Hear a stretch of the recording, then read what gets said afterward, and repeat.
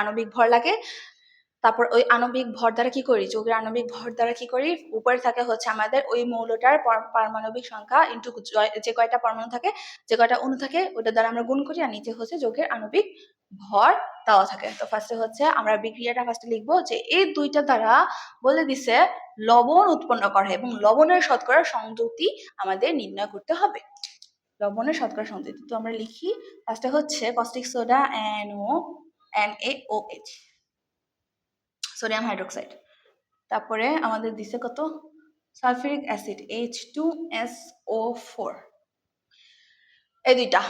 এই দুইটা দ্বারা আমাদের লবণ নির্ণয় করতে হবে।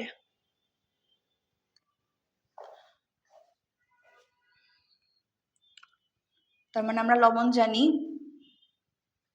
Na2 সোডিয়াম সালফেট প্লাস পানি পাবো, পানি, 2 অণু পানি। এখন আমাদের সমতা করার জন্য লিখতে হবে, এখানে দেওয়া আছে তোমাদের দুইটা দিছে, দুইটা পানি, একটা অক্সিজেন, তো এখানে আমরা 2 দিব। 2 দিলে আমাদের এখানেও আমাদের 2 দিতে হবে, 2 অণু পানি হয়েছে। সমতা করা আমাদের শেষ। দেখো লবণ উৎপন্ন হয় সেটা আমরা জানতে পারছি, তো দুইটা আমরা বিক্রিয়া লিখছি। এখন প্রত্যেকটার হচ্ছে ভর নিচে নিচে দিতে হবে, প্রত্যেকটার ভর দিতে হবে।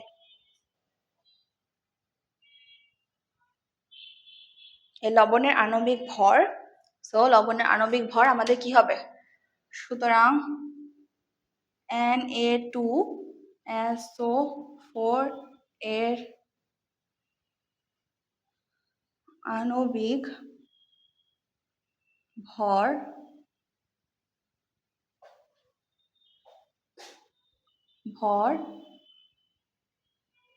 M ইকুয়াল টু কত আছে, সোডিয়াম হচ্ছে 11 দুগুণে 32 প্লাস, ও এখানে তো 2টা, ইন্টু 2 প্লাস সালফেট আমরা জানি 32, না ভুল হয়েছে সরি, 23 ইন্টু 32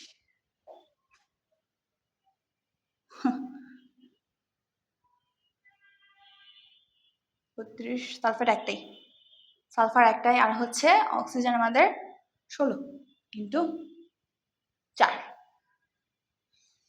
দেখো এখন প্রত্যেকটা আমরা এটা আমরা নির্ণয় করব। কি নির্ণয় করব, লবণের আণবিক ভর নির্ণয় করব। লবণের আণবিক ভর হচ্ছে আমাদের আসছে 142, লবণের আণবিক ভর 142 আমরা পেয়েছি।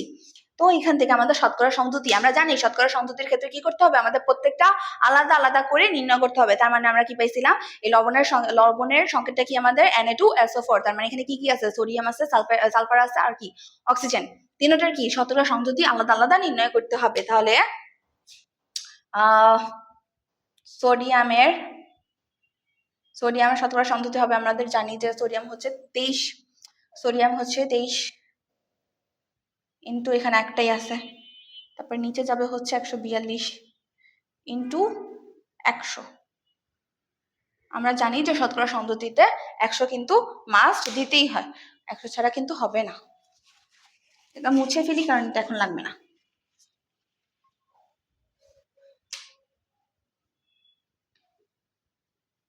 মান বের করবা, সোডিয়াম, তারপর কি আসছে হচ্ছে আমাদের এখানে সালফার দেওয়া আছে, সালফারেরটা নির্ণয় করব, তারপরে আমরা অক্সিজেনেরটা নির্ণয় করব।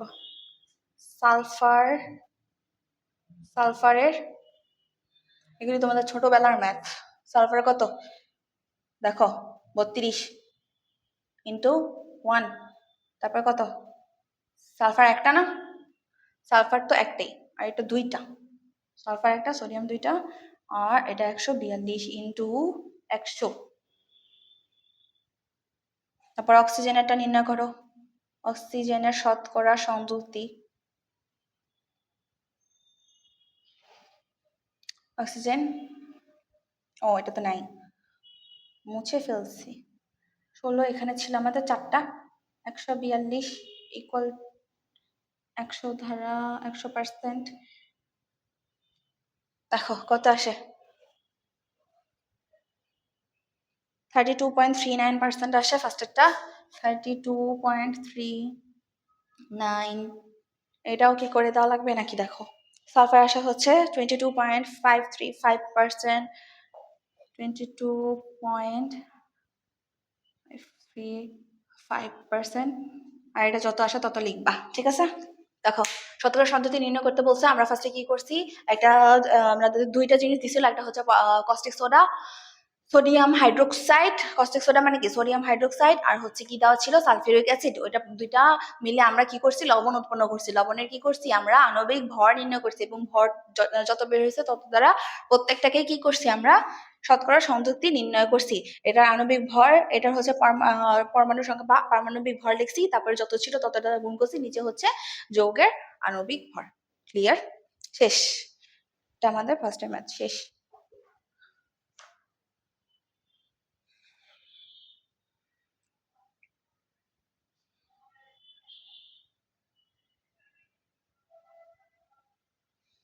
দেখো একটু বুঝো, তারপরে নেক্সটে যাব।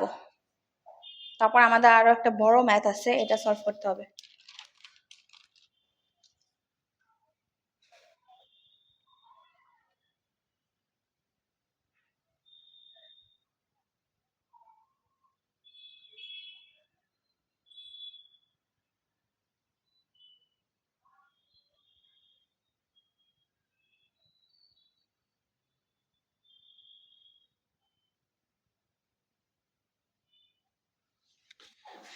শেষ।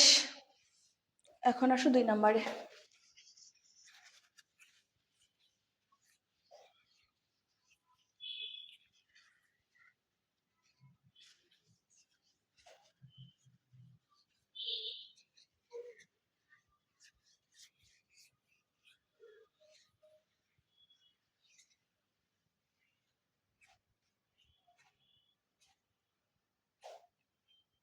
দুই নম্বরে কি বলছে, দ্রবণ এ কে প্রশমিত করতে দ্রবণ বি এর কত আয়তনের প্রয়োজন? দ্রবণ এ কে প্রশমিত করতে দ্রবণ বি এর কত আয়তন প্রয়োজন? দ্রবণ, এটা আমাদের ঘ।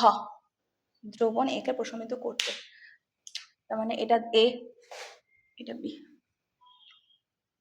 দ্রবণ এ কে প্রশমিত করতে দ্রবণ বি এর কত আয়তন প্রয়োজন? দ্রবণ এ কে প্রশমিত করতে দ্রবণ বি এর কত আয়তন প্রয়োজন?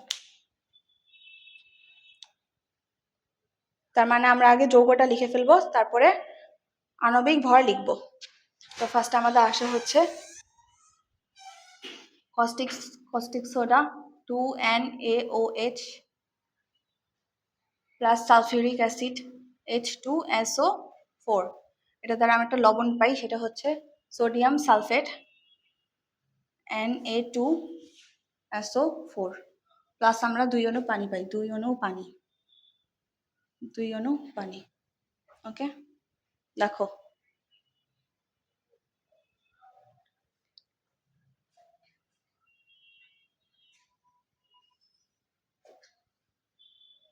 এখানে তোমাদের প্রত্যেকটা আণবিক ভর দেওয়া।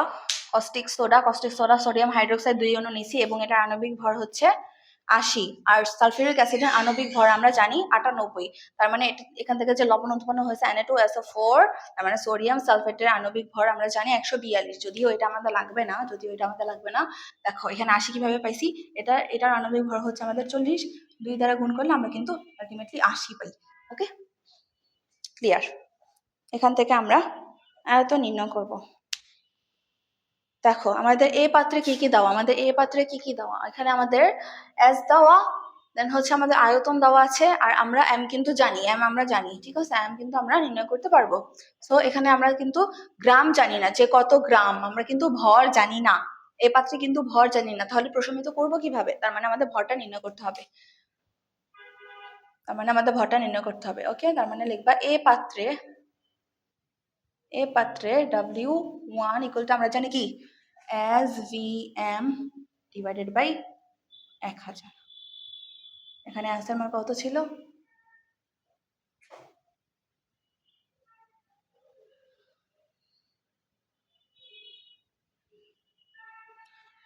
আর এটার সোডিয়াম হাইড্রোক্সাইডের আণবিক ভর কত? সোডিয়াম হাইড্রোক্সাইডের আণবিক ভর হচ্ছে 40 দেওয়াই আছে, এই যে 40, আমি আবার ওখানে 1000। দেখো মান কত আসে, দেখো এটা W1, তারপর আমরা 2 নাম্বারটা আবার নির্ণয় করব। এটার মান আসা হচ্ছে 0.2 গ্রাম, 0.2 গ্রাম, 0.2 গ্রাম। শেষ। এখানে কিন্তু ম্যাথ শেষ না, আরো ম্যাথ আছে, আরো আছে। মাত্র এই পাত্রে হচ্ছে আমরা ভরটা নির্ণয় করতে পারছি, যার ফলে আমরা এখন লিখতে পারবো যে 80 গ্রাম সোডিয়াম হাইড্রোক্সাইড প্রশমিত করে 98 গ্রাম সালফিউরিক অ্যাসিডকে, 98 গ্রাম সালফিউরিক অ্যাসিডকে। ঠিক আছে,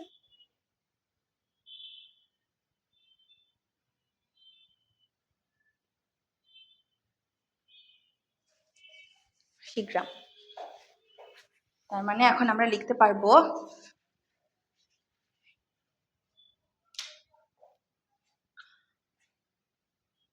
80 গ্রাম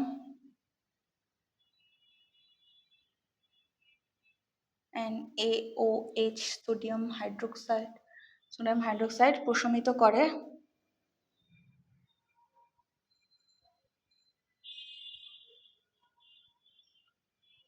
98 গ্রাম সালফিউরিক অ্যাসিডকে।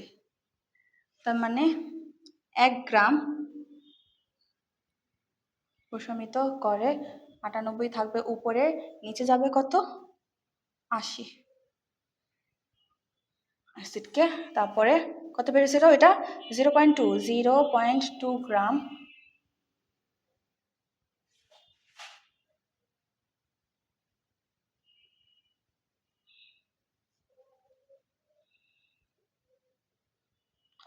দেখো কত আসে। এখানে আমাদের বের হবে হচ্ছে কত গ্রাম সালফিউরিক অ্যাসিডকে প্রশমিত করে, কত 0.245 এটা 0.245 গ্রাম। এটা কিন্তু আমাদের W1 বের করছি। এখন এটা কিন্তু আমাদের ছিল কত? W1। ঠিক আছে।